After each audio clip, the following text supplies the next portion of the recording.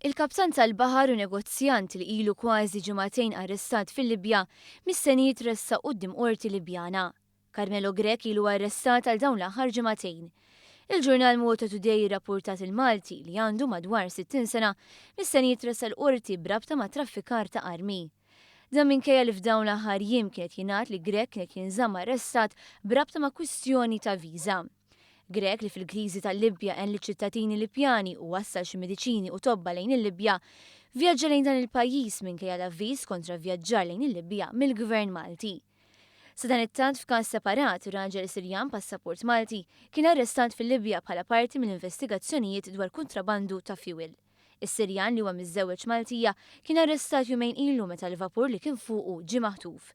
Is-Sirjan arrestat kien fost 5 persuni oħra arrestati, żewġ Eġizzjani, Alġerin u Sirjan.